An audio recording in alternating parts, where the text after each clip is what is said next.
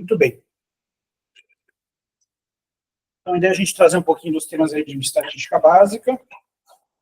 E o tema que a gente vai trazer hoje vai ser tema de... Oi, Pedro. Você apareceu na gravação. Vai ser o tema sobre correlação e regressão, tá? Isso aqui a gente vai retomar com vocês depois, mas sempre que a gente vai fazer uma análise estatística, a nossa análise, a gente discute isso no Journal Club, né? Mas a análise depende muito da variável de desfecho que eu quero analisar. Tá? Isso que vai determinar que teste estatístico eu vou utilizar. E vai depender também da minha variável de exposição. Essa variável de exposição pode ser um grupo, por exemplo, 2 grupos no ensaio clínico, então é uma variável binária. Às vezes, sua variável de exposição pode ser alguma variável contínua. Você quer ver a associação entre a pressão e alguma outra coisa, entendeu? Tá? Mas esse quadrinho aqui é geralmente quando a gente está pensando em comparar grupos. Então, grupos de um ensaio clínico, por exemplo, ou uma exposição que tenha 2 ou mais grupos, tá? E a gente vai ver isso em outros momentos. Hoje, o que eu queria discutir com vocês é como que eu posso avaliar a associação entre 2 variáveis contínuas. Tá? Então, vocês conseguem pensar como que eu poderia fazer isso? E pensar em exemplos assim, de variáveis que se comportam dessa forma?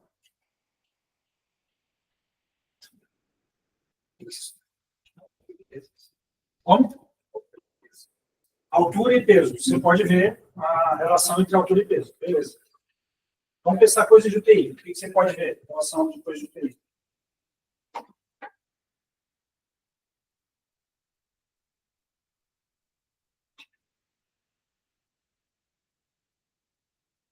Fala, pô. Beleza. Então, dose de droga ativa, que seria uma variável quantitativa, né? Então, sei lá, noradrenalina em microgramas por minuto. Ou a gente pode usar o score, o FIS, o Vasotropic Inotropic Score, Vasopressor Inotropic Score, certo? Então, a gente poderia ver isso e associação com lactato, beleza. Então, isso eu acho que é um bom exemplo, para ver se tem alguma relação entre essas 2 variáveis. Tá? E aí, aqui, então, a gente vai ter algumas formas de fazer isso. Eu vou poder usar uma técnica que chama de correlação. E aqui eu estou falando o conceito estatístico dela. A gente vai diferenciar, quando eu falo relação, associação, correlação, são várias coisas diferentes. Tá? E a gente vai ver a regressão linear, tá? Que é uma outra forma de ver esse tipo de associação. Tá? Vamos só dar um passo atrás aqui em terminologia. Quando eu falo que 2 variáveis são correlacionadas, o que passa para a cabeça de vocês? Ou que elas têm associação, ou que existe uma relação de 2 variáveis. O que passa pela cabeça? Paulo. A cabeça deles, tem alguma associação com a outra, mas não necessariamente descreve qual o tipo de associação que elas têm. Se é uma relação de causa e efeito, sentido. Perfeito. Então, esse é um conceito super importante para a gente ter. Então, quando eu tenho 2 variáveis que elas têm alguma forma de relação, seja, posso chamar de associação ou de correlação, isso não quer dizer que uma causa é outra. Isso é super importante a gente ter isso em mente. Quer dizer que elas estão associadas de alguma forma. Elas têm algo em comum. Quando a gente vai lá para a medicina baseada em evidências, então vamos dar um passo antes, epidemiologia. Geralmente, quando eu falo em associação, eu estou falando de variáveis categóricas. E quando eu falo correlação, eu estou falando de variáveis contínuas, tá? Mas o conceito é o mesmo, quer dizer que tem uma relação entre as variáveis, tá? E relação é um termo genérico que nem se fala, você vai, é um termo conceitualmente bem descrito, tá? Mas existe uma confusão frequente. Às vezes, assim, correlação não quer dizer causalidade, ou associação não quer dizer causalidade, você pode falar isso de forma intercambiável, mas estatisticamente falando, quando eu falo correlação, é entre 2 variáveis contínuas, tá? Regressão a gente vai ver essa segunda parte para a gente discutir. Então, tá aí, Pedro, se você gostar dessa figurinha. Então, primeiro a gente vai ver, quando usar, a gente vai ver o que é o gráfico de dispersão, a importância dele. A gente vai ver correlação, regressão linear simples e noções da múltipla, só para ter uma ideia quando a gente começa a botar mais variável, a confusão que vai ficando. Tá? Então, o que é a correlação? Correlação vai me dar um valor, que eu vou chamar de R, é um Rzinho minúsculo, isso é correlação, que vai me dizer a força da relação linear entre 2 variáveis, isso é super importante. Ela quer ver se as 2 variáveis estão indo no mesmo sentido ou não, e o que ela vê é se essa força de relação é linear ou não. E vocês vão ver que se eu tenho uma relação não linear, a correlação não vai pegar isso. Tá? Na regressão linear é um passo adiante. Eu vou ter a expressão dessa relação na forma de uma equação. Então, eu vou ter a minha variável de desfecho, que é o y, e eu vou ter o meu x do outro lado. E aí eu vou fazer uma regressão que é y igual a a mais bx. Tá bom? Esse a, na metodologia estatística, a gente chama de beta 0, que é o intercepto, e o beta 1 x1 é da variável x1. Eu vou ter uma coeficiente para ver essa relação dessa variável. Vocês vão entender que a gente vai, ou se vocês vão discutir de um software estatístico. Para regressão linear, a variável desfecho tem que ser contínua. Tá? Então, a gente já viu exemplos aí de Shannon Plummer. Então, você está vendo qualidade de vida, e é uma escala que me dá de 0 a 100, sei lá, ou 0 a 10. Então, uma variável quantitativa contínua, eu vou usar a regressão linear para fazer essa análise. Tá? Mas, do outro lado da equação, acomoda qualquer tipo de variável. Eu posso ter uma variável contínua, que é o que a gente está olhando aqui hoje, tá? A relação entre duas variáveis contínuas. Eu posso ter uma categórica, por exemplo, um grupo de tratamento, um grupo de exposição. Eu posso ter variável ordinal, posso ter só binária e assim por diante. Tá? Então, a regressão linear ela não me limita o que está do outro lado da equação. Ela me limita o meu variável de desfecho. Tá bom? Então, vamos lá. Vamos entender o gráfico de dispersão. Isso aqui é um exemplo daquela série de estatística do Critical Care, no início dos anos 2000. É bem antiga, mas serve de exemplo para a gente. E aqui eles pegaram duas variáveis, idade e logaritmo da ureia. Alguém consegue saber por que usou o logaritmo da ureia e não a ureia? Para normalizar. Como é que é a distribuição da ureia? Vou dar um passo para trás. Paramétrico e não paramétrico é o tipo de teste. Tá? A distribuição ela é normal, tá? Então é uma distribuição não normal. Ela não segue uma curva de Bell bonitinha. Então, uma forma de eu deixar ela nessa forma é eu fazer uma transformação logarítmica. É uma coisa que a gente pode fazer com esse tipo de variável. Tá? E aí, o que acontece? Como que vai ficar no banco de dados? Eu vou ter, cada paciente vai ter uma linha, todo banco de dados é assim, tá? Cada paciente tem uma linha. Aí, o paciente 1, ele tem 60 anos, ele tem um log de ureia de 1,099. O paciente 2 tem 76 anos, e esse valor, e assim por diante. Tá? E aí, para eu ver a relação entre essas duas variáveis, eu vou fazer um gráfico, que é o gráfico de dispersão. Faz isso. Eu boto a minha variável y no eixo y e a minha variável x no eixo x. Tá bom? Olhando para esse gráfico, o que vocês acham? Existe alguma correlação entre essas variáveis ou não? Arthur, o Arthur está fazendo assim, ó. Vai do lado e para cima. E aí, Arthur? Parece que tem uma relação. Então, Camila.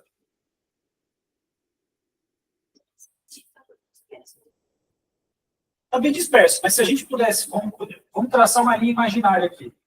A gente poderia traçar uma linha imaginária aqui no meio, e aí tem uma certa distância para a linha imaginária, mas parece ser desse sentido.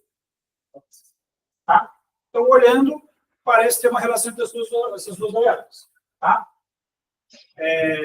Dá para eu jurar que é linear? Não. Dá para eu dizer que quanto maior a idade, necessariamente maior a ureia? Não, porque mesmo eu traçando uma linha imaginária aqui no meio, é bem variável, né? Os resultados. Tá? Ou seja, deve ter um monte de outras coisas que explicam o valor da ureia que não a idade. Tá bom? Mas aqui eu estou só olhando a relação entre ureia e idade. Bom.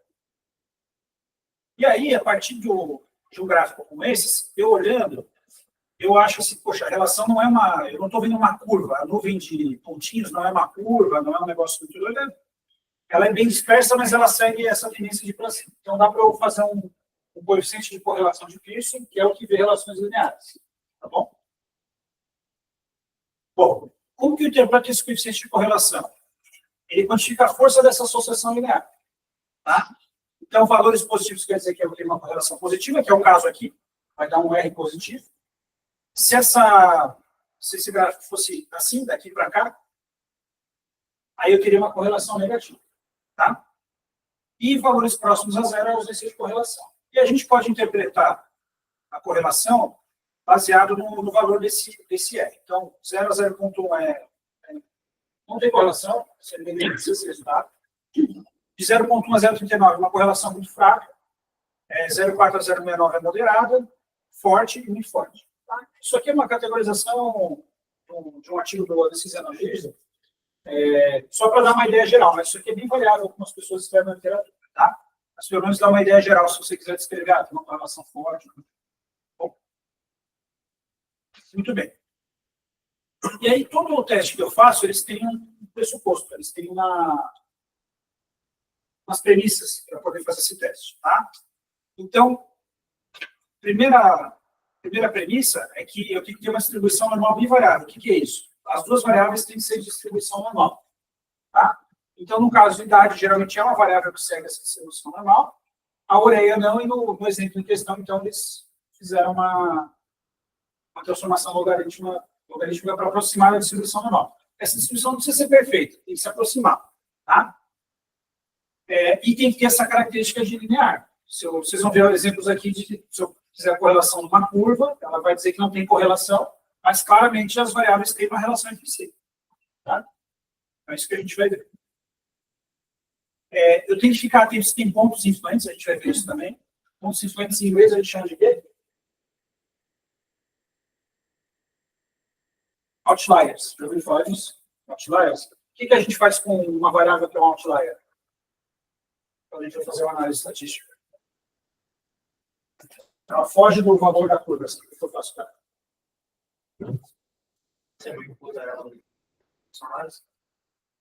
Exclui. Então, isso é uma coisa que o pessoal sempre fala, né? Que a gente, quando você olha, você avalia a distribuição da variável. Primeira coisa que você deve fazer, se esse paciente representa o que você está querendo estudar. Tá? Eu vou dar um exemplo para vocês do COVID, que a gente analisou algumas coisas. Então, a gente queria ver DHL.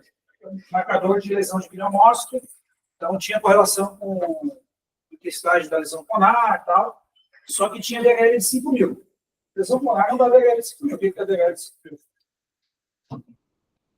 Visto moral. Tá bom, visto moral, mas olha isso, o COVID com DHL de 5.000, paciente com ciência respiratória grave, entubado, DHL de 5.000. O que é isso? Hepatite isquêmica, no caso é isso. Tá?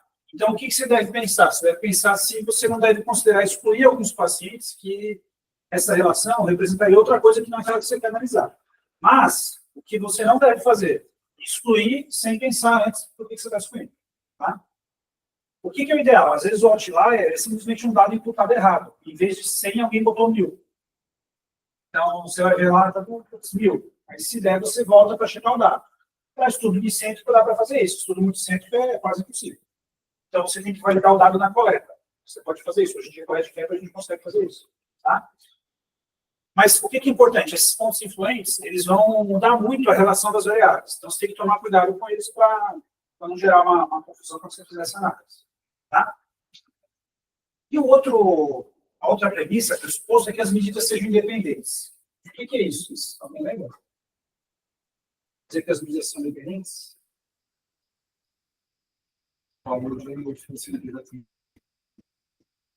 São duas coisas diferentes, realmente. É isso. Mas do ponto de vista prático, o que é ser independente? Quando a gente vai fazer análise estatística, o mesmo paciente não pode contar duas vezes. Então, por isso que frequentemente, eu falo isso aqui porque para todos os testes essa premissa é válida, tá? Então, por isso que a gente pega, quando você vai fazer uma análise quantitativa, você tem que excluir os pacientes que reinternaram, ou você tem que pegar a última internação deles, tem que tomar uma decisão. Ou você tem que usar um outro método estatístico que lide com isso. Aí a decisão que você vai tomar depende da pergunta de pesquisa que você faz. Tá? Mas, frequentemente, vocês vão ver em estudos de banco de dados grandes, assim, a gente excluiu as internações. E pegou a primeira internação que era de interesse para o estudo. Por exemplo, a gente fez um estudo de fim de vida que a gente pegou a última internação. Porque daí eu queria quando o paciente estava morrendo, não quando ele estava na primeira internação que ele sobreviveu contra o próprio depois, entendeu? Então, isso tudo pode fazer esse tipo. O Luiz fez uma análise agora das infecções da UTI, ele queria ver todas as suspeitas de infecção. Então, ele incluiu o paciente 2 vezes, mas ele teve que usar um método estatístico que lida com dados correlacionados. Tá? E aí muda um pouco. Então, só para ter uma ideia, o que seria dado correlacionado? O paciente 1 ia ser medido mais de uma vez. Aqui. Eu ia ter o D1, D2, D3. Então, eu tenho correlação entre os pacientes. Então, eu tenho que escolher se eu quero D1, D2 ou D3. Tá?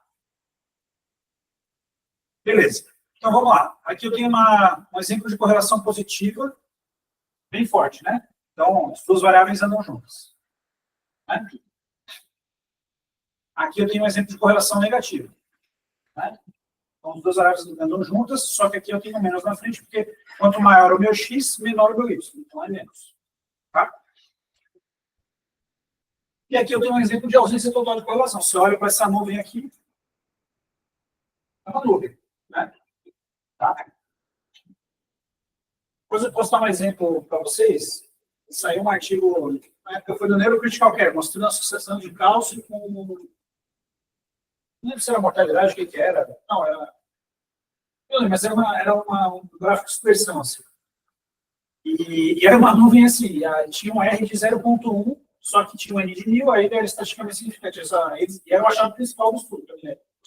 Aí, na época, a Roberta leu, ela mandou uma carta lá, e o pessoal falou assim, beleza, não tem muito o que falar, mas passou pelo review. Um gráfico desse como se houvesse alguma correlação. Não tem. Né? Você olha isso aqui, né? Não dá para saber para que lado essas variáveis estão. Certo? Sem relação. E aqui, olha que interessante. Então, só para ter uma ideia, então aqui o coeficiente de correlação então 0,04, caiu naquele menor que 0,1, né? Mas olhando mesmo, visualmente, você já vê com relação. E esse, olha que interessante, o coeficiente de correlação deu 0,03, menos 0,03. Dá para você dizer que essas duas variáveis não têm uma relação? De forma alguma. Existe uma relação muito forte entre as variáveis, elas andam juntas. Só que é uma relação que a gente chama de quadrática. Quando faz uma curva, eu tenho uma relação quadrática. Tá? Na verdade, talvez seja até cúbica, para fazer essa curva aqui. A quadrática, geralmente, ela faz assim, tá? Mas ela não chega a mudar o sinal. Tá? Mas olha que interessante. Então, quanto maior o meu x até certo ponto, maior o meu y, e a partir desse ponto, quanto maior o meu x, menor o y. Tá bom?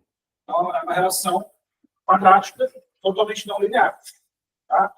Muitas coisas na medicina têm esse tipo de relação não linear, né? Vocês lembram daquelas curvas de J, assim? Tá, pressão. Aí a pressão, se for muito baixa, é ruim, se for muito alta, é ruim. Tem um ponto ideal ali no meio. Tá? Então, muitas relações em medicina, né, em biologia, elas têm essa relação não linear bem descritas. Tá? Então, a gente tem que olhar para o gráfico antes de fazer o teste estatístico. Tá?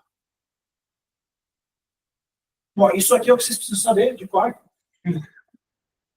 Como fazer o cálculo.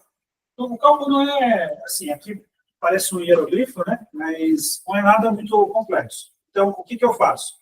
Eu faço o somatório do produto das diferenças em relação à média. Tá? Então, digamos que a média do x seja 5 e a média do y seja 10. Aí eu vou pegar o x do paciente 1, menos 5, multiplicado pelo y do paciente 1, menos 10. Entendeu? Vou fazer isso pelo número de pacientes que tem e vou somar isso tudo. Tá bom? E aí eu vou dividir o somatório dessas multiplicações pela raiz quadrada de dois somatórios multiplicados. Tá? O quadrado das diferenças do x e o quadrado das diferenças do y. Tá bom? Eu não vou fazer demonstração matemática aqui, mas em última instância isso vai dar aquele valor entre menos 1 e mais 1. Tá? Que é onde eu vou conseguir chegar. Bom, por que aqui a gente eleva ao quadrado e tira a raiz do quadrado? Para não dar negativo. Beleza. Todo mundo sabe isso aí? Isso aí é um artifício matemático. Tá? Porque se você não... Você poderia fazer meio parecido com em relação ao que é em cima, sem fazer isso, só que ele poderia ter um negativo embaixo. Tá? Então, em cima eu vou ter o sinal positivo ou negativo das diferenças, e embaixo vai ser sempre positivo. Por isso que ela era o quadrado de raiz quadrada. Tá? Operação matemática simples. Inclusive, você poderia simplificar aqui, né? Se você a raiz quadrada dos produtos, você só ia cortar a raiz quadrada com a elevação ao quadrado, né? Só que aí você ia manter o sinal. Bom, e agora voltamos para a nossa correlação. O Arthur viu, no começo, ele achou que não tinha relação nenhuma. Mas tem uma correlação que é moderada, né? Você vê, 0,62. O que quer dizer essa correlação? Qual que é a pegadinha aqui da correlação? A gente olha realmente está muito separado, né? Mas o que ele quer ver? Ele não quer ele não quer predizer o valor da ureia baseado no X. Ele só quer ver se a ureia é mais alta para uma determinada idade do que na idade anterior. É basicamente isso que ele vê. Tá? Então, por exemplo, foi de, sei lá, 35 para 40, aumentou. De 40 para 45, aumentou. Aí aqui caiu. Então, esse aqui vai dar para trás. Entendeu? Então, é isso que ele vai ver quando ele faz esse somatório, e tudo comparando em relação à média que eu tenho das duas variáveis. Tá? Quando eu faço uma correlação, eu posso fazer um teste de hipótese, mas o teste de hipótese é meio sem graça. Ele vai perguntar assim, se a correlação é diferente de zero. Não quer dizer nada se o valor de P é menor que 0,05 na correlação. Ele só vai dizer que é diferente de zero. Então, por isso que o R, o que eu interpreto, é esse valor aqui. Tá bom? É claro, quanto maior o tamanho da amostra, menor vai ser o intervalo de confiança, como sempre. Então, eu vou ter uma precisão maior na estimativa do R. Mas o que eu quero ver é o R, não o valor de P atualmente. Tá?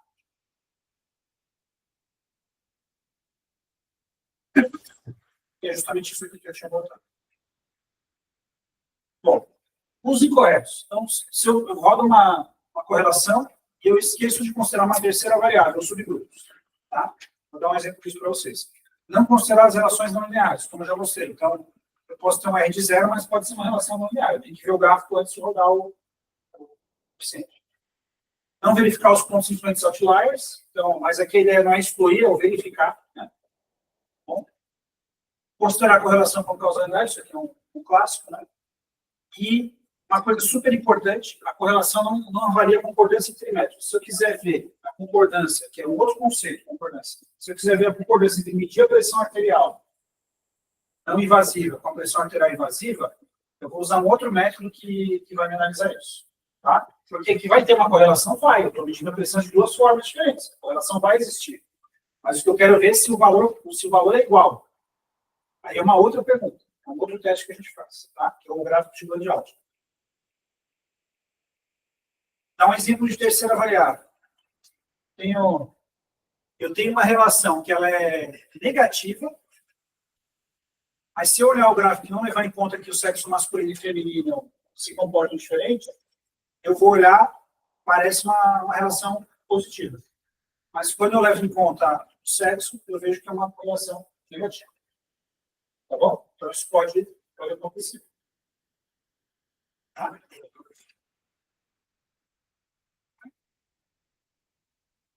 Bom, o que eu posso fazer quando eu tenho uma relação não linear?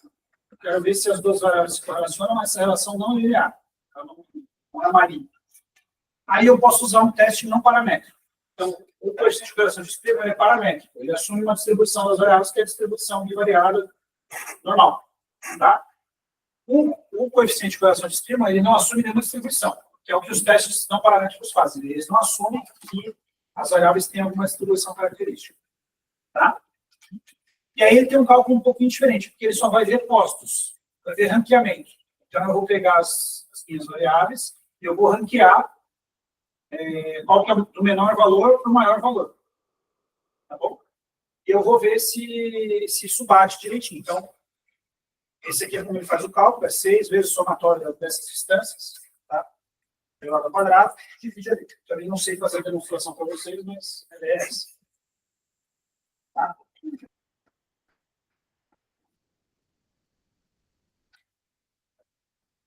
Tá boa.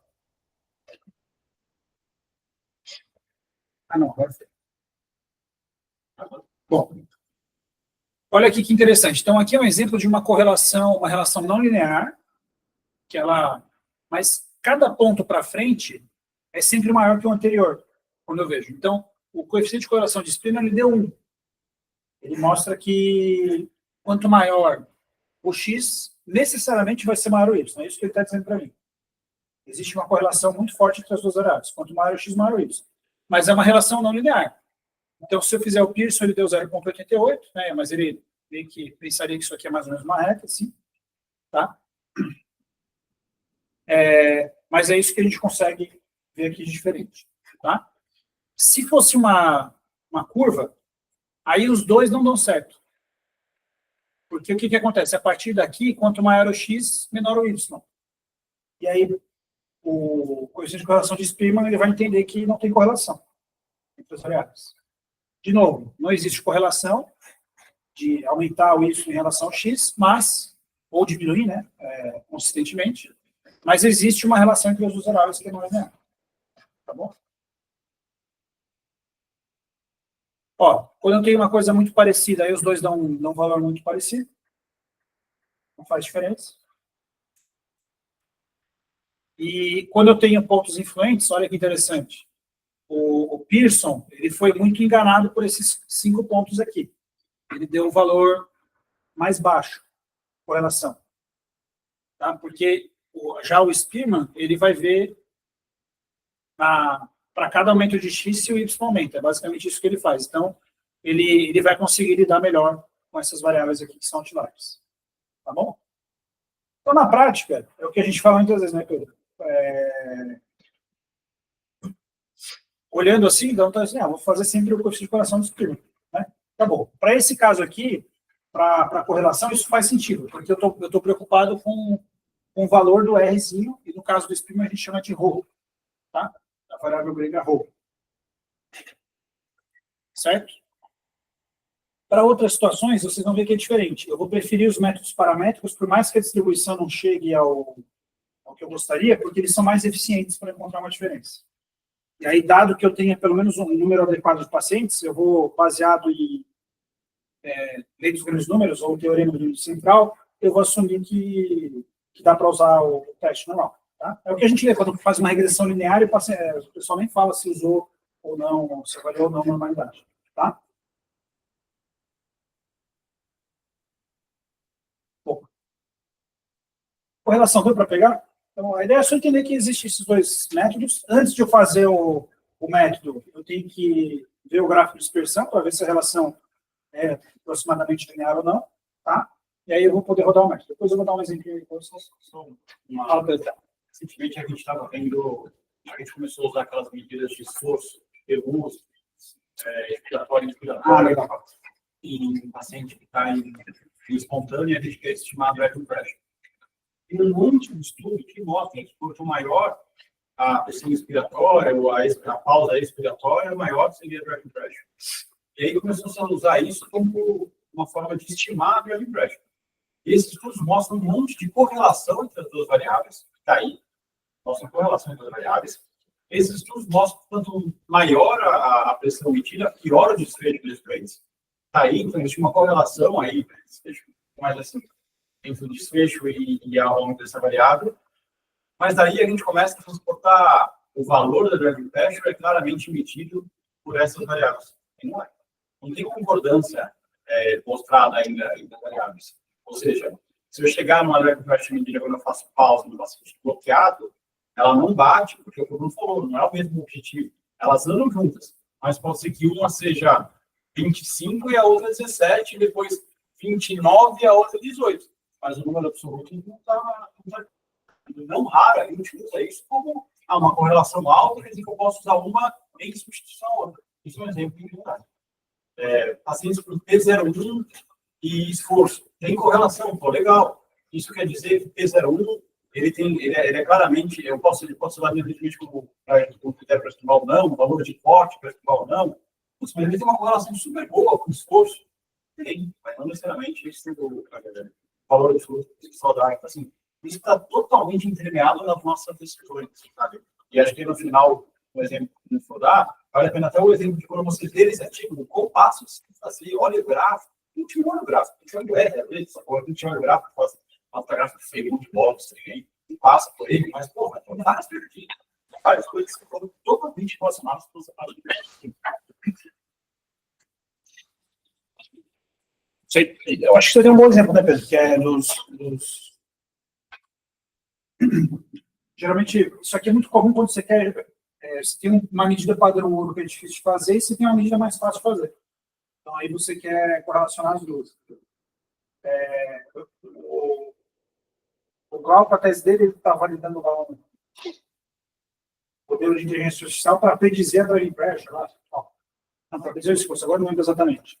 Mas, no caso dele, tem isso bem claro. Assim, existe a correlação, mas a concordância não é boa. Entendeu? As variáveis, a medida do esforço como deveria ser, né? Versus você medir com os métodos que a gente tem aí disponíveis espontânea. Né? Aí ele coralizava os pacientes para ele ter a medida do paciente com a mecânica perfeita e fazia a medida espontânea também. Tá? Então, o padrão ouro era o paciente coralizado para ver o delta de pressão. Tá? Bom, vamos para a regressão linear. Aqui é um pouco diferente. Então, correlação, eu só quero ver se tem uma associação de duas variáveis. Ponto. Aqui eu quero estimar essa relação. Então, vai ser um pouco diferente. Então, eu vou ter uma equação para fazer essa estimativa.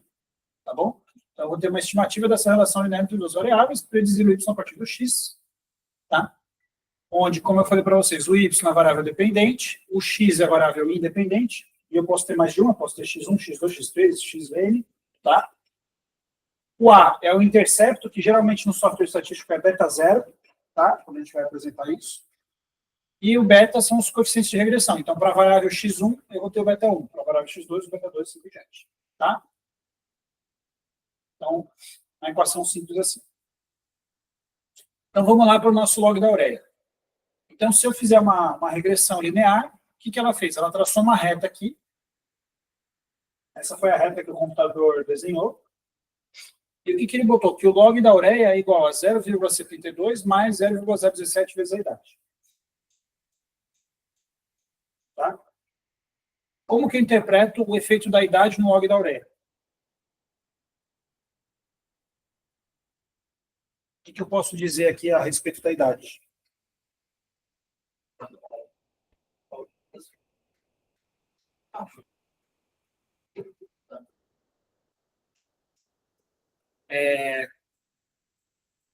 O efeito é pequeno, acabou. Mas vamos tentar botar numa frase. O que você pode afirmar a respeito da relação entre idade e log da ureia aqui? São proporcionais, sim, mas isso você já podia falar na correlação.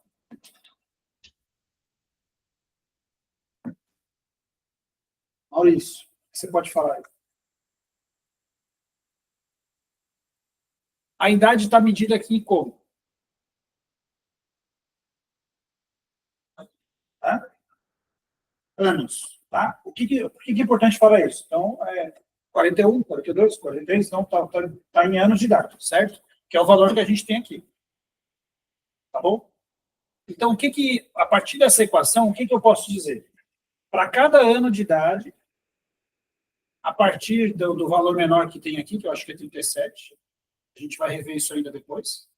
A partir de 37 anos, nessa amostra, para cada ano de idade, o logaritmo da ureia aumenta em 0,017. Ou seja, aumenta em 1,7%. Tá? Mas olha que interessante, eu botei anos de idade como um ano cada um. Se eu botasse de 10 em 10 anos, como é que ficaria esse valor aqui? Qual que seria o beta 1? Seria 0,17. Tá? Talvez não seria perfeito, porque você vê que a relação, né? Talvez você ia pegar um pool aqui, um pool no meio, ia ficar meio estranho. Mas você pode fazer essa interpretação. Para cada 10 anos de idade, aumenta em 17% o valor da ureia. Então, se você pensar que você saiu de 37 e foi para 89, você pode falar, se eu comparar num paciente de 17 anos, o de 89 ele dobra o valor do log da ureia. A minha amostra. Tá bom? Porque 17% vezes 5 é dar quase 100%, né? Tá bom? Então, depende muito, isso é um conceito bem importante de ter. Eu posso ter um beta pequenininho, mas depende da escala que eu botei a variável. Se fosse 0,017 e eu tivesse botado a idade em meses, tá, 40 anos e 0 meses, e 80 anos e 0 meses, e no meio tudo meses, eu teria um número aqui de 0,0017. Seria menos porque são 12 meses, né? Não 10.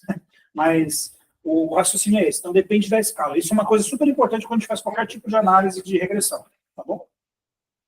Mas, enfim, então o que eu posso falar aqui é que para cada aumento de idade, aumenta em 0,017 o meu log da ureia, ou aumenta em 1,7%, se eu quiser falar em percentual. Tá bom? Bom, como que o computador faz isso? Aí, cada regressão tem um jeito de fazer o negócio ali. Tá? A regressão linear é a única que dá para explicar fácil. A regressão logística é o método da máxima verossimilhança. O negócio foi complicado lá, que parábola, tá? Mas aqui é simples de entender. Ele vai traçar a reta que minimize o somatório dos resíduos. Do quadrado dos resíduos. O que é o resíduo? Eu traço uma reta e eu vou ver todas as diferenças do meu ponto em relação à reta naquele valor de x. Tá bom? Então, eu vou ter aqui eu tenho uma distância, aqui eu tenho outra, assim por diante. Então, ele vai calcular todas essas distâncias em relação ao valor estimado do y. Tá bom? O que o computador faz? Ele traça milhões dessas retas e ele vê as retas que levam ao menor somatório dos quadrados dos resíduos. Tá bom? Esse dá para entender mais ou menos. O que ele quer minimizar? Ele quer fazer com que a maioria dos pontos se aproxime da reta. É isso que ele quer fazer. Tá? Ele vai fazer a reta que mais se aproxima de todos os pontos. É isso que ele faz. Tá? E aí, a regressão linear, ele dá um resultado para a gente que chama R quadrado, que ele vai dizer para a gente o coeficiente de determinação, ou seja, quanto que aquela minha reta consegue predizer do resultado do y. Que a gente chama de coeficiente de determinação. Eu vou mostrar no software estatístico para vocês também. O que esse R quadrado quer dizer? Quanto que da variação de y é explicada pelo valor de x. Tá? E por que é R ao quadrado?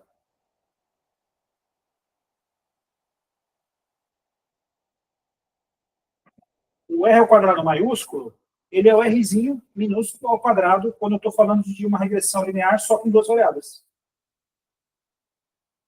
Se eu pegar a correlação e fizer ela ao quadrado, o R de Pearson, ele vai ser igual ao R ao quadrado da regressão linear. Tá? Por isso que é R ao quadrado. Deixa eu mostrar aqui Vou mostrar para vocês já no software aqui. Aqui, depois eu volto no exemplo. Mas então, a gente manda lá o software estatístico fazer uma regressão, aqui no caso é procalcitonina e PCR, tá? Eu tirei as procalcitoninas acima de 10, porque senão não dava para entender nada. Vocês vão ver que o gráfico fica muito estranho, só pelo exemplo aqui, tá? Mas não é certo fazer isso, tá bom? Então, o que ele deu? Ele me dá o valor da constante, que é o beta zero, tá bom? Que é o meu intercepto. E ele me dá o beta 1, no caso aqui, para o PCR. Então, o que ele quis dizer aqui? Quanto maior o valor do PCR, maior é o valor da procalcitonina. Tá? E esse valor de P é significante. Então, essa associação existe. Quanto maior o PCR, maior a procalcitonina. Tá? E a minha regressão, ela me dá o R ao quadrado. Ó, que é 0,0752. O que isso aqui quer dizer? Essa regressão, procalcitonina como variável dependente e o PCR como variável independente, que é o que eu estou querendo dizer aqui, explica a procalcitonina, o PCR ele explica 7,5% dessa variação. É isso que o R ao quadrado quer dizer, coeficiente de determinação. Ou seja, tem muita coisa que explica a variação da procalcitonina que não o PCR. Seria isso a interpretação que eu posso dizer. Tá? Mas existe uma relação entre as variáveis. Tá? Só que tem muito mais coisas que explica a procalcitonina que não o PCR. Tá bom? Agora, quem tem calculadora aí? Todo mundo tem um iPhone, né? Então, alguém faz esse valor aqui ao quadrado. 0,2742.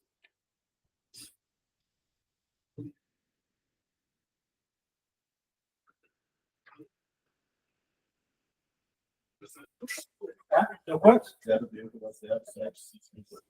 Pronto. Então, se eu fizer uma regressão linear, só com duas variáveis, né? Uma variável dependente e uma independente, e eu fizer a correlação de Pearson e multiplicar ao quadrado, o valor é o mesmo. Tá bom? Certo? Mas olha que interessante. Eu falo assim, a correlação é 0,27. Uma correlação fraca. Quando eu vou para o coeficiente de determinação, poxa, só explica 7,5%. Explica muito pouco do valor do negócio. Né? Então, vejam como a correlação, quando ela está ali até 0,4, 0,5, ela explica muito pouco da variável dependente. Tá bom? Certo? Bom, vamos voltar aqui. Quando a gente vai para a regressão múltipla, o cálculo, na verdade, na regressão, ele não pega o R do Pearson e multiplica ao quadrado. Eu só estou querendo mostrar para vocês que as duas coisas estão chegando, elas basicamente enxergam o mesmo fenômeno. Mas quando eu vou para a regressão múltipla, o que ele faz, ele pega a soma dos quadrados da regressão e divide pela soma dos quadrados total.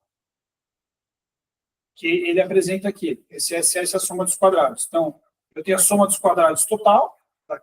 Então, todas as diferenças em relação à reta. Tá? E ele pega a soma dos quadrados do modelo e divide pelo total. E aí ele chega nesse valor aqui. Então, se eu botar mais variável, não dá para eu fazer essa artimanha que eu falei para vocês do Rzinho com R ao quadrado, o Rzão ao quadrado. Tá? Aí ele é baseado nesse resultado que ele calcula aqui.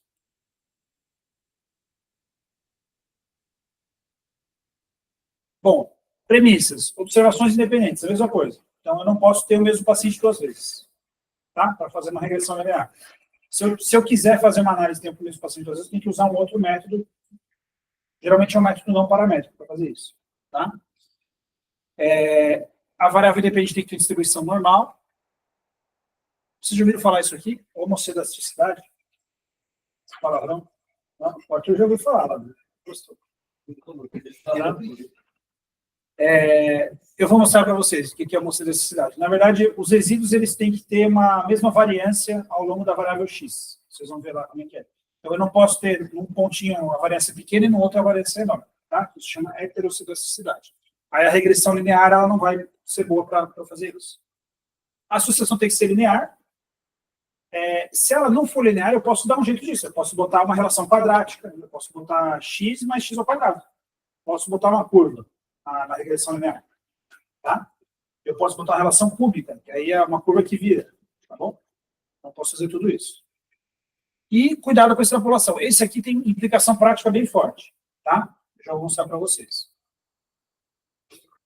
Esse aqui é o gráfico para eu ver a heterocedasticidade ou homocedasticidade. Tá? Então, isso aqui é a reta que eu fiz, a minha regressão linear. Mas quando eu vou ver a relação entre os resíduos e o valor que foi estimado, eu vejo que muda ao longo do tempo. Porque eu poderia estimar por aqui, né? Aqui está acima da reta, aqui está abaixo da reta, aqui volta a ficar acima da reta. Que é o que eu estou vendo aqui, tá? É como se eu botasse a reta no zero e aí eu vejo o que acontece. Então, aqui tem uma heterocedasticidade, não daria para eu fazer uma regressão linear, tá? Agora, aqui parece ter uma curvinha, né? Se eu botasse uma relação quadrática, provavelmente eu ia resolver essa heterocedasticidade dos resíduos. Tá? Mesma coisa aqui, ó, no começo, relação super forte, lá no final começou a ficar mais dispersa. Então, a gente, quando vai fazer essa análise, olha, o gráfico vai abrir. Tá? Parece um funil assim para fora. Tá? O que isso aqui vai implicar? Eu vou trazer imprecisão para uma área que tinha precisão, essa heterocedasticidade, porque aqui as duas variáveis nesse começo elas têm uma relação super forte, elas são quase a mesma coisa. Agora lá na frente elas já não têm essa relação tão forte. Tá?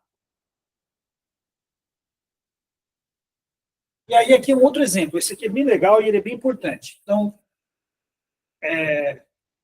quando eu faço uma regressão linear, ela parte do dado que eu tenho. Então, por exemplo, aqui ele pegou um dado relação de albumina com T3, é isso? De alguma coisa de... Não sei onde que eu tirei isso. Vejam que a albumina inicial, ela sai aqui de 2,6, mais ou menos. Tá? Então, de 2,6 até 4, eu tenho valores de albumina e eu tenho valores do T3 de 1 até 5. Tá? E aí ele calculou aqui uma reta, botou um intervalo de confiança, beleza. Tá? O que eu não posso fazer? Eu não posso extrapolar esse resultado aqui para a albumina de 2. A reta ela chega até 2. Porque a regressão linear não sabe onde está o valor daquela variável. Só que eu não estimei isso na minha amostra. Tá? Vamos pensar num exemplo aí prático para vocês. Tá?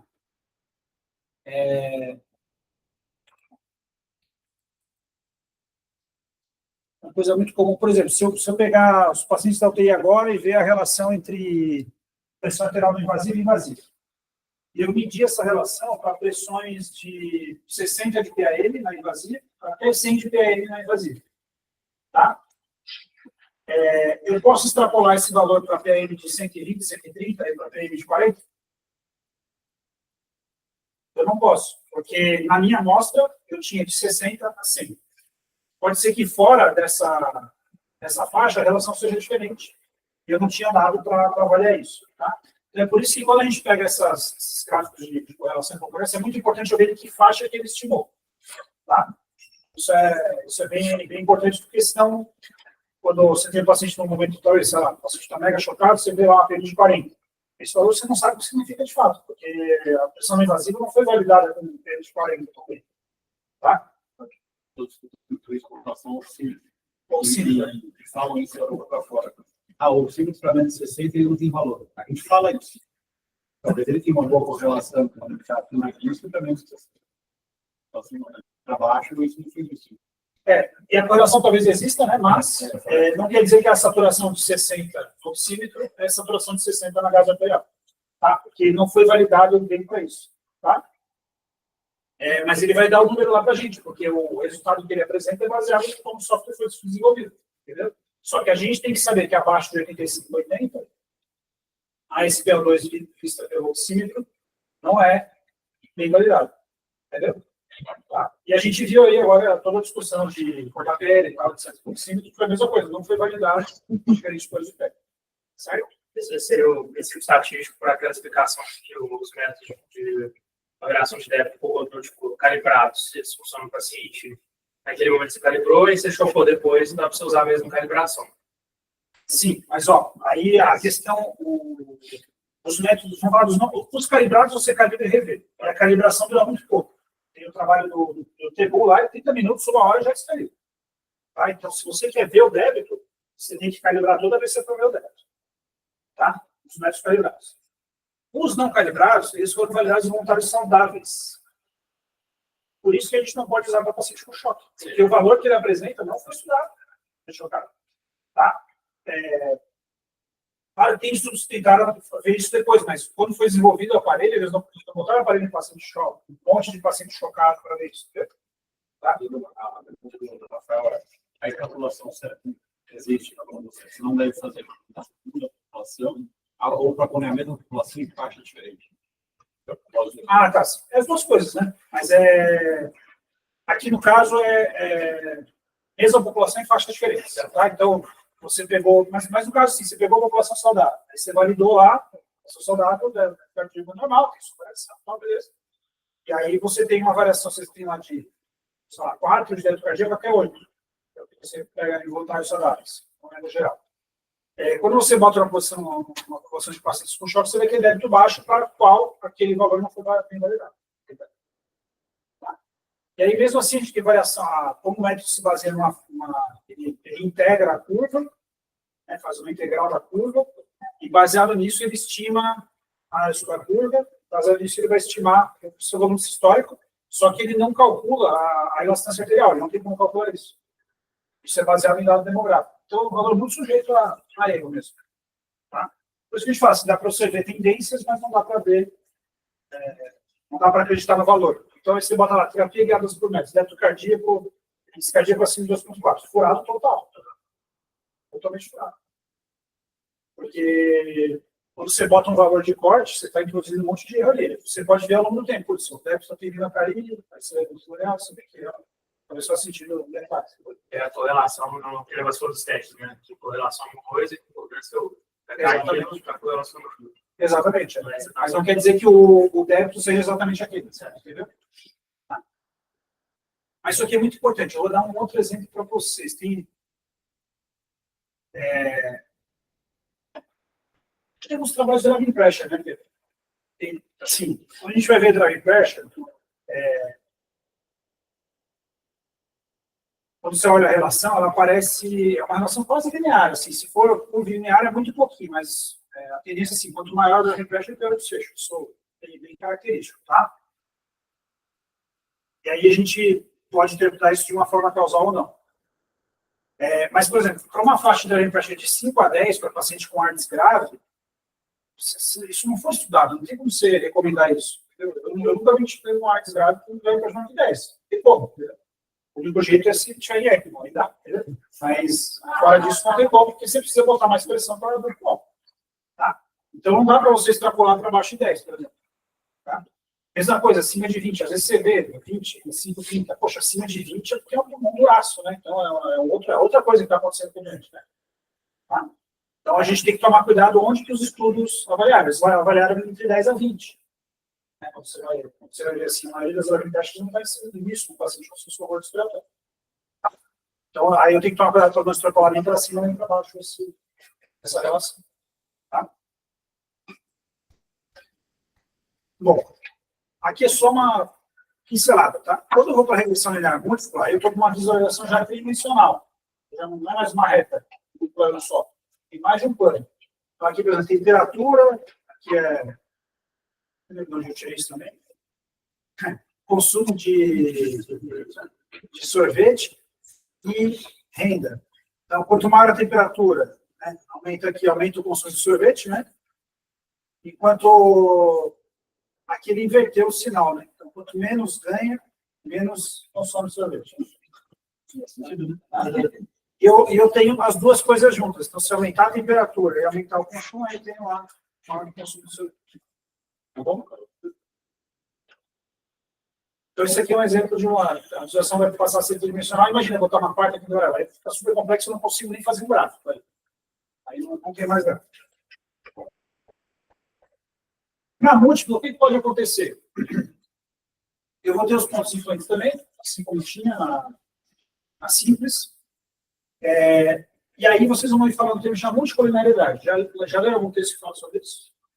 Isso aqui é mais tudo sobre predição. O que você acha que é multicolinearidade, Arthur? Você deu com uma cara assim de aquisição, de querendo saber. Eu acho que não sei, talvez esteja. Você tem dois pontos ali que ficam. Tá bom, vamos pro Paulo. Vamos Todo mundo aqui nesse vídeo. Igual a ele ali, ele tá ali, eu tenho a sua,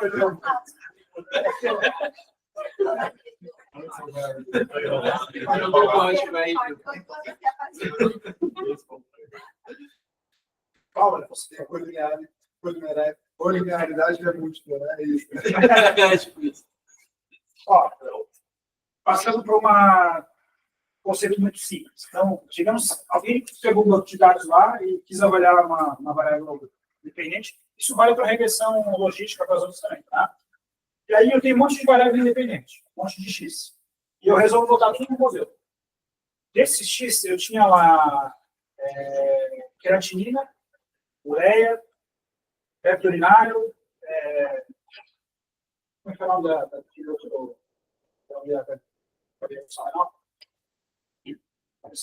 cistatina. Cistatina C. Aí eu boto lá cistatina C com creatina puré. Essas três variáveis, vocês concordam que elas enxergam a mesma coisa em termos de função renal? Menos parcialmente. Mas ureia também vê catabolismo. Inclusive, ela vê mais catabolismo do que função renal. Tá? É o marcador que a gente tem para ver catabolismo tecidual na prática. Certo? Então, ureia com creatina faz sentido talvez incluir as duas modelos. Agora, cistatina C com creatinina, talvez não faça, porque as duas vão estar vendo muito próximo da mesma coisa. Quer ver função renal. E aí, isso é multicolinearidade. Eu vou botar no modelo, o que pode acontecer quando eu tenho multicolinearidade? A variável mais forte, ela fica no modelo. Vai mostrar quanto maior a cistatina C, maior a mortalidade, e ela vai matar a variável menos forte, vamos dizer que seja a creatina. Aí a creatina vai ter uma relação inversa. Quanto maior a creatinina, menor a mortalidade. Então, eu botei tudo no modelo junto, que são duas variáveis que enxergam o mesmo fenômeno que eu quero enxergar. Se eu botar só creatinina, você concorda? Quanto maior a creatina, maior a mortalidade? Mais função renal. Se eu botar só cistatina C, que é uma outra forma de ver função renal, quanto maior a cistatina C, maior a mortalidade. Tá? Em teoria, talvez seja um método melhor.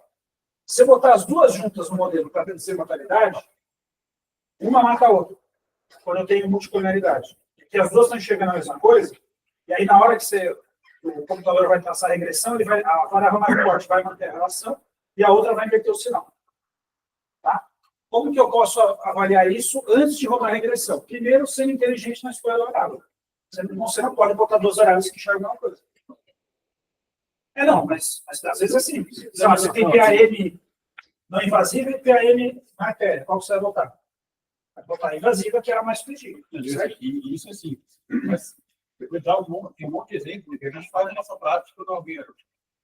Escola, enfim. Sim, sim. Parece que ninguém vai colocar PAM aqui e PAM aqui. Mas a gente coloca outras coisas. Eu vou dar um exemplo para vocês. Elas vão ter, mas aí elas enxergam a mesma coisa, mas talvez a correlação não seja tão forte. Como que você pode fazer para analisar isso? Antes de rodar o modelo, você pode ver a correlação entre as variáveis. Então, se você tiver uma correlação acima de 0,7, muito forte, você tem que pensar 2 vezes em botar essas variáveis juntas. Então, quando a gente faz regressão assim, você faz a gente chama de uma matriz de correlação. Você pega todas as variáveis contínuas e faz um Pearson entre todas elas para ver se tem alguma variável que é muito parecida com a outra. Você pode fazer isso, tá? E aí você tem que usar a cabeça, assim, qual que é a variável melhor eu botar no modelo, ou você bota e vê o que acontece. Vê, mas manteve a direção do efeito esperado. Então, deixa lá, não tem problema, tá? Depois que rodou o modelo, isso vocês vão ver às vezes nos estudos também, mas eu não trouxe aqui. Aí eu consigo fazer uma análise que chama fator de inflação da variância, Variance Inflation Factors. Eu posso ver se tem alguma variável que a variância aumenta muito quando eu tiro ela. Tá?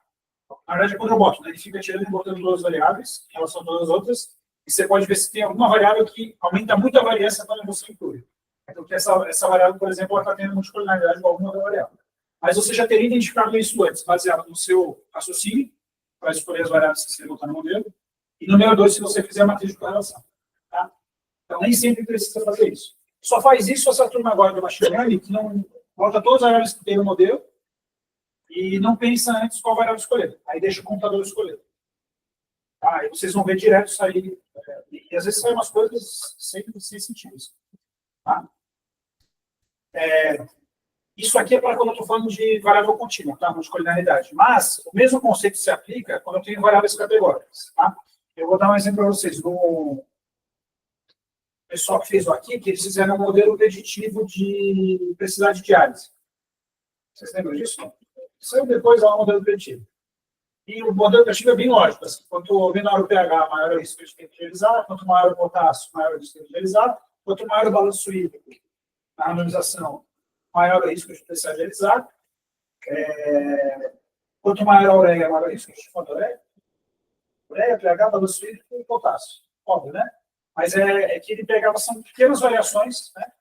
Então, isso quer dizer que aumenta o risco para se ingerizar. E caiu lá no modelo deles imunossupressão. Imunossupressão refugiadas.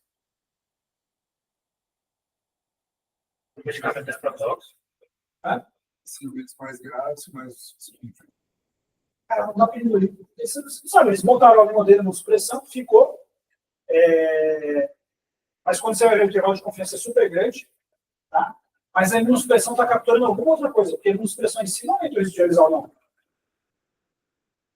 Entendeu? Então, a imunossupressão ela está trazendo alguma informação do modelo que não é imunossupressão em si. O paciente imunossuprimido tem alguma característica que aumenta o risco de realizar. Tá? Que não as 4 que já estavam incluídas no modelo, né? Bom, então, sei lá, usa mais droga nefrotrópica, usa FOB, amicacina, polivixina, beleza. O rim, liga de combate ao rim. Tá, pode ser que seja isso, né? Então, é isso que a gente tem que pensar. Quando a gente vê esses modelos, a gente tem que pensar assim, pô, essa variável aqui não é uma variável que eu penso assim, que eu vou indicar diálise ou não depois baseado nisso. Vocês pensam nisso? Não.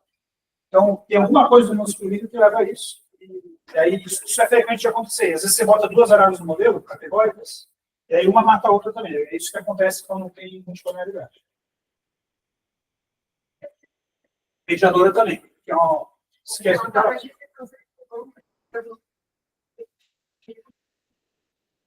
Isso, aí o mediador geralmente é uma variável que acontece depois da sua exposição, e aí ou você mata a exposição ou você mata o mediador, né? Porque as duas estão chegando a mesma coisa lá no final. Então, o que acontece? Isso é legal. No banco de dados aqui do Covid, a gente fez a mais startup antes da gente fez sequer, né? modelo que rodou lá. Mas quando a gente rodava com driving pressure, ficava driving pressure. Quando rodava com volume corrente, ficava volume corrente. Quando botava os dois, ficava volume corrente e a driving pressure tinha acesso negativo. Porque um matou o outro. E as duas variáveis, elas enxergam a mesma coisa. Dado uma certa distribuição de complacência. Tá?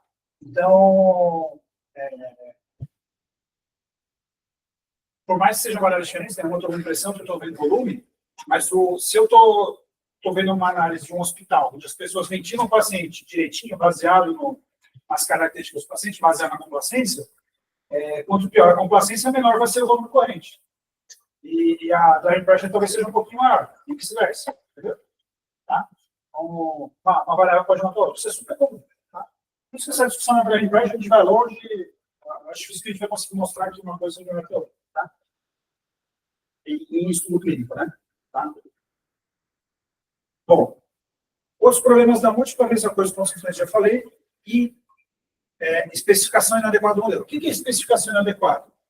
Eu sei que uma variável tem uma relação não linear, mas eu boto lá como linear. Grande exemplo é a idade, tá, gente? Então, se eu boto idade no modelo como linear, eu assumo que de 40 para 45 anos tem o mesmo impacto em mortalidade do que de 80 para 85. Quando eu boto uma relação linear. Isso não é verdade. Né? Quando a gente vai ver, essa relação é totalmente linear. De 40 a 60, tem um aumentinho discreto. A partir de 60 aumenta mais, a partir de 70 pode maior a idade e maior a mortalidade. Tá? Paciente grave, paciente grave. É uma relação não linear. Tá? Então, se eu botei no modelo como linear, eu estou especificando o modelo de uma forma incorreta. Tá? E também, se eu estou querendo analisar o efeito de uma variável em outra, se faltou variável, o modelo está errado. Tá? Vou para o nosso exemplo aqui. Você tem um banco que eu tenho, que tem procalcemia e tem PCR em Covid. Tá bom?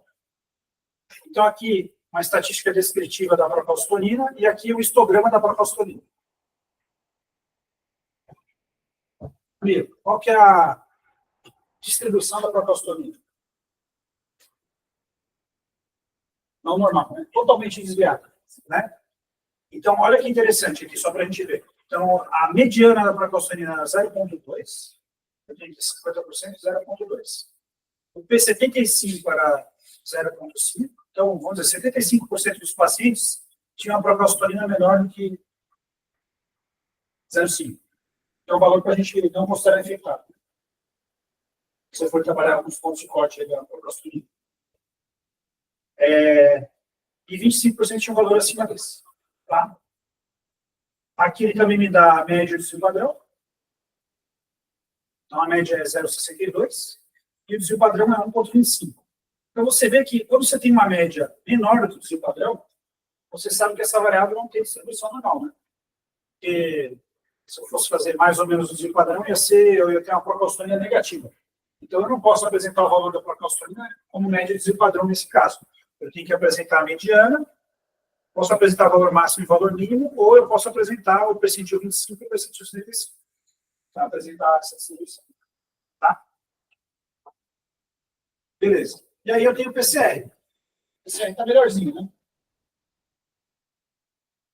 Então, o PCR tem uma distribuição, não é normal, ela tem uma caudinha, mas pelo menos é uma distribuição mais ampla. Né? E aqui eu tenho uma mediana de 14, uma média de 16, muito parecido, o desvio padrão é menor que a média, já faz sentido eu descrever como média de desvio padrão, se eu quiser, mas ainda assim, talvez o ideal seja apresentar a mediana e os percentis, né? 25, 55. Tá? Beleza. E aqui é o gráfico de dispersão. Tá? O PCR no eixo X e a procalcitonina no eixo Y. Tá? Nesse gráfico, eu botei duas retas. Uma é o que seria a regressão linear. Vejam, a regressão linear aqui, ela consegue me predizer essas duas coisas? Você mudaria uma regressão linear aqui, Paulo? Parece ter muito outlier. Tem uma parte grossa que me parece, tem mais ou menos. Faz uma regra. Não sei se esse é o número de outlier na forma dele. Mas esses outliers, vamos assumir que esses dados foram imputados corretamente. que você faz com eles? Vamos tirar eles tudo aqui, ó. Vamos tirar essa turma aqui. Eles estão errados. E vamos traçar de novo. Essa amostra. Aí você vai chegar no processo. Você está vendo na relação que não é verdade, né? Então você exclui um outlier. Certo?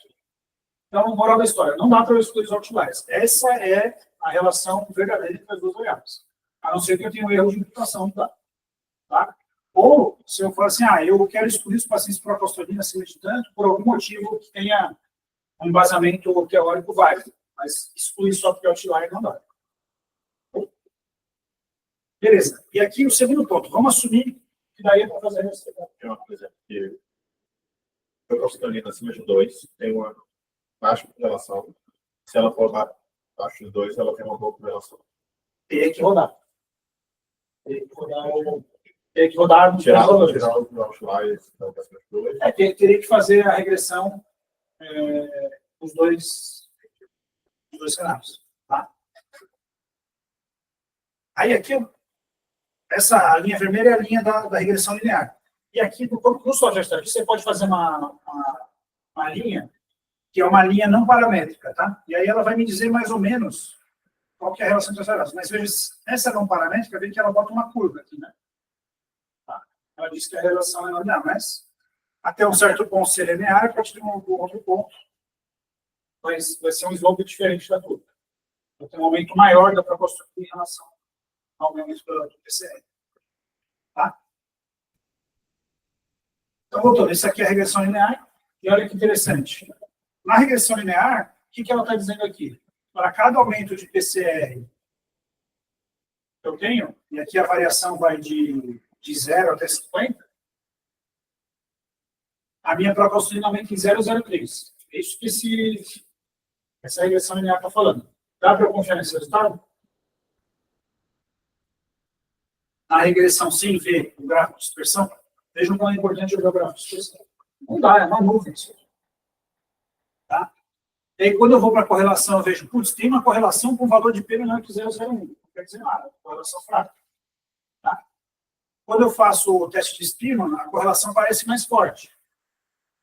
Mas ainda assim, ela é mais forte do que o Pearson, mas ela é fraca ainda. Bom, então, moral da história, alguém poderia apresentar isso aqui para vocês e vocês falam assim, então dá para eu estimar a calçolina das áreas do PCR. Não dá. Totalmente uma novezona. Tá? E aqui eu fiz o gráfico do resíduo versus o valor que ele estimou. Então, olha aqui como... Você vê que o negócio é todo torto. Se fosse uma regressão que deu certo, eu veria uma grande variação ao redor do zero aqui. No caso aqui, o que eu estou vendo? Conforme vai subindo, quanto maior o valor estimado da procalcitonia, mais variabilidade eu tenho. Ou seja, isso aqui é o quê? Heterocelasticidade. Tá? Então, é um modelo que eu gosto da vontade de usar. Na última instância, é isso que vocês têm que chegar à conclusão. Eu vou dizer para vocês, hoje, frequentemente, o pessoal não apresenta nada disso nos estudos. A gente recebe o estudo, você pede, e o cara não consegue mandar depois e tal. Então,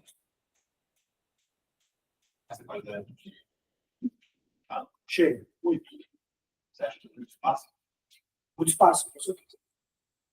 E eu vou dizer para vocês, as revistas Open Access, não todas, né? Mas muitas delas, elas têm um lado muito positivo, assim, que você tem que pagar para publicar. Você sabe quanto que custa uma publicação na revista brasileira? Qual é o valor de um artigo editorial? Sendo que o editor, o revisor, ninguém ganha nada. Entendeu, Pedro? É R$2.000 cada artigo. Para publicar um artigo, tá? Então, assim, para a gente, se a gente cobrasse $500, ia cobrir o custo de publicação e ia sobrar uma margenzinha ali para melhorar o site, sei lá, alguma coisa assim. Né? Mas, no caso, hoje em dia, por exemplo, da revista brasileira, a associação que custeia isso, tá? Por isso que a gente tem que selecionar os artigos, porque quanto mais artigo, mais custo vai ter. Tá? Passa por vários processos até chegar na publicação.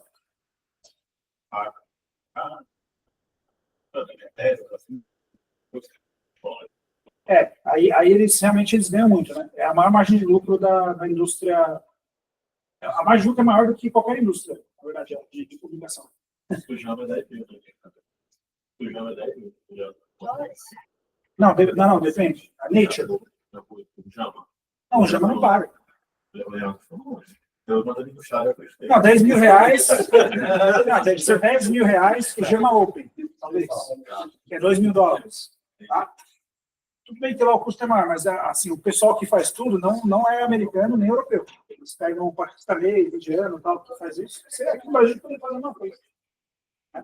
Mas só para vocês terem uma ideia. Mas aí o que acontece? Em revista Open Access, passa por um revisor que não entende muito estatística. Ah, legal, tal, beleza, prova.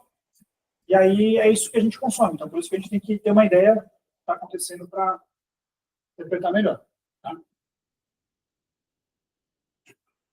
Muito bem. Resumão.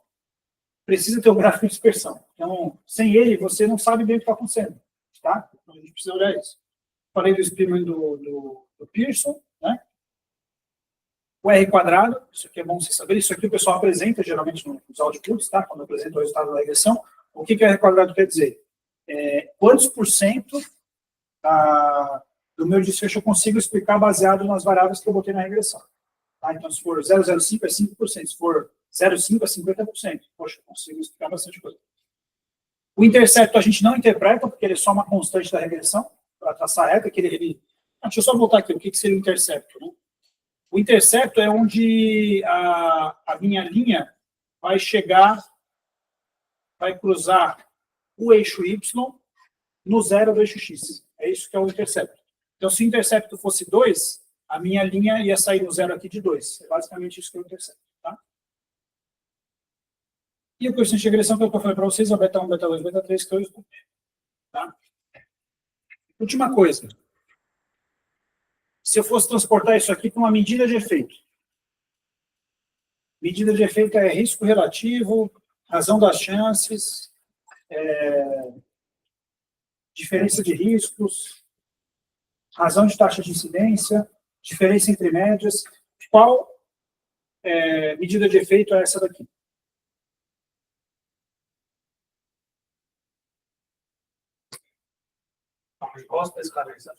Aqui, uma regressão linear. Uma regressão linear, se eu quiser apresentar, porque isso é outra coisa que acontece. O pessoal fala, o beta da regressão foi tanto. Isso não quer dizer nada para o clínico que não entende estatística. Eu não posso apresentar o resultado dessa forma. Eu tenho que apresentar a estimativa de efeito. Isso a gente tem que saber.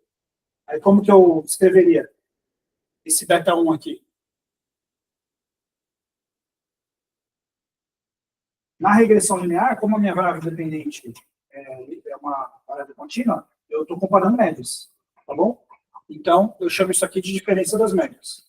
Então, a mean difference da procalcitonina é 0,03 para cada aumento, para cada ponto de aumento no PCR, tá?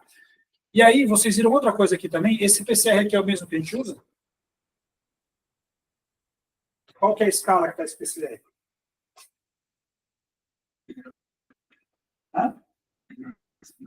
Esse é o nosso, né?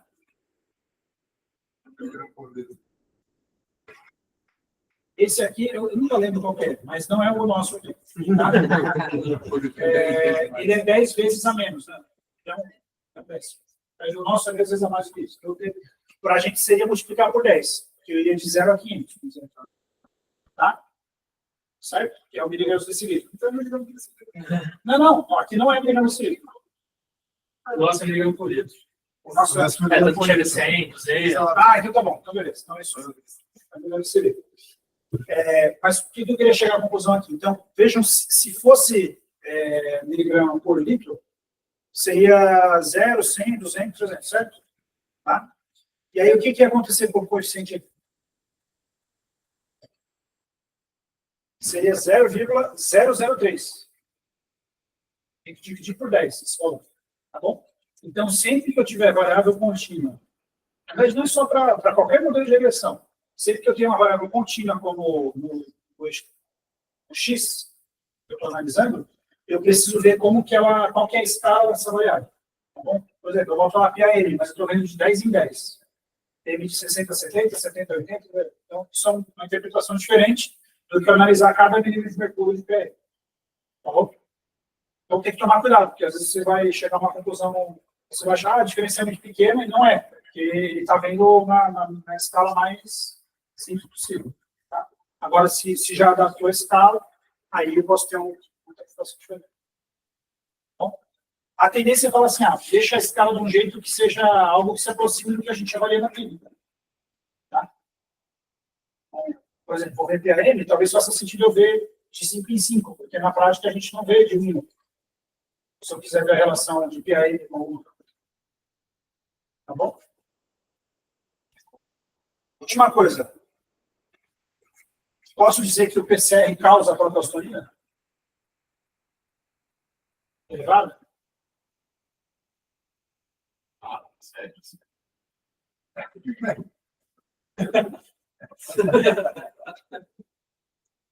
E aí? Não, as duas elas têm uma correlação, existe a correlação, a gente viu, mas não quer dizer que uma causa a outra. Então, na prática, é isso. Para eu inferir causalidade, eu tenho que ter um modelo teórico por trás que faça sentido. Tá? O ideal seria fazer um ensaio clínico, mas eu tenho que fazer um ensaio clínico para a apostoria mais alta ou mais baixa, e o PCR mais baixo, né? Mas eu posso ter um modelo teórico, para virar para a apostolina, tem que ter leucina 6, não sei o que e tal, PCR, e aí o PCR faz. Não, o PCR é só uma via final. Né? Tá? Então, a única coisa que eu posso afirmar é que existe uma relação. Beleza? Chega.